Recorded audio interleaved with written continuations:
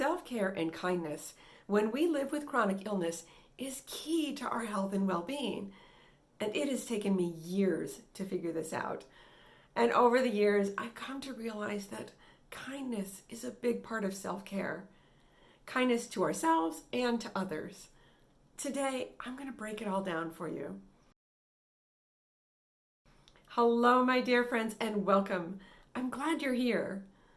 In 2006, I experienced my first discernible MS symptoms, and it was one of the most overwhelming and scary things I've ever been through.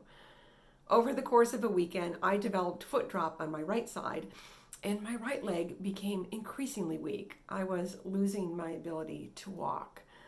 I saw several doctors over the week, including a neurosurgeon, because there was the possibility that I had a brain tumor. It turns out that I had a lesion on my spine in my neck. I wasn't diagnosed at that time, but they suspected MS. My new neurologist didn't want to diagnose me after just one event, and I was really happy to not be diagnosed. But it did get my attention. I knew I had to start taking better care of myself.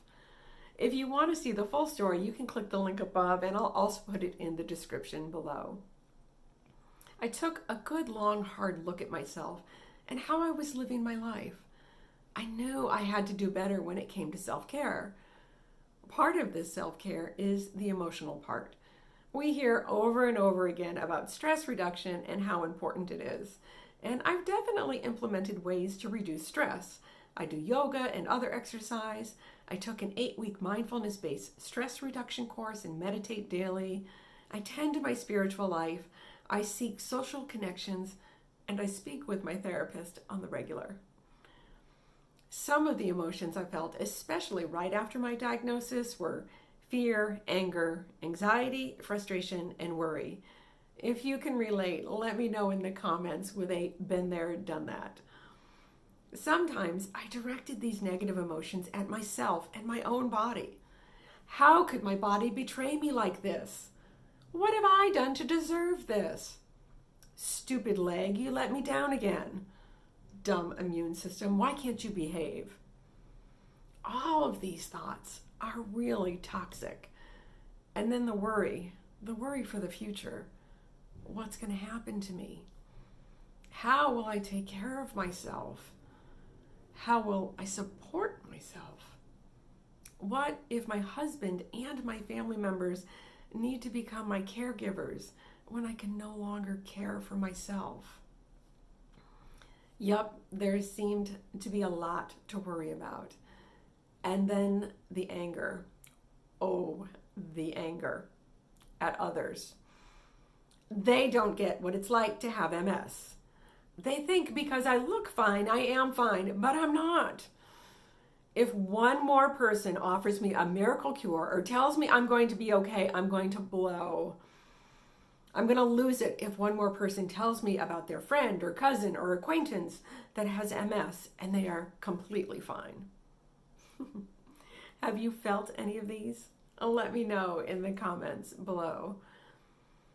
Over time and with some help, I've had a shift in my mindset, and I've come to realize that all of these negative emotions were harmful to me and to my body. Chronic stress and negativity is really not good for us. Through a combination of nerve and hormonal signals, our adrenal gland releases adrenaline and cortisol, both very helpful in the short term, but not so much if they're floating around all the time. It can lead to many health problems like anxiety, depression, digestive problems, headaches, muscle tension and pain, heart disease, heart attack, high blood pressure and stroke, sleep problems, weight gain, memory and concentration impairment, and it can alter our immune systems. Alter our immune systems. Living with MS means we're more prone to comorbid conditions, that we're more likely to have additional health problems. Being chronically stressed only adds to that risk. On the contrary, The feel-good hormones like dopamine and serotonin and endorphins and oxytocins have a positive effect on our bodies. They are natural painkillers. They help with memory, digestion, breathing, blood vessel function, sleep, and heart rate, and more. These kindness chemicals can give us a feeling of euphoria, the helper's high. And serotonin is a neurotransmitter that can help regulate our mood. So, is kindness a way to heal? I think it is. Over time, I've had a shift. I now actively cultivate kindness and try to see my disease and those around me through this kindness lens. My body is amazing.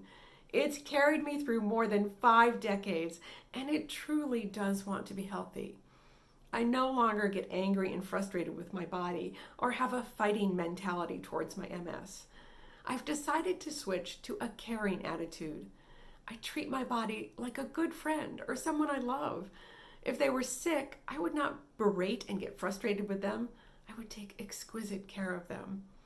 I look at my numbness and spasms and pins and needles and fatigue and cog fog as signals to be kind to myself and treat myself with care, to help my body, to give it the kindness it needs in the form of the most nutritious foods, beneficial exercise, good sleep, and stress reduction.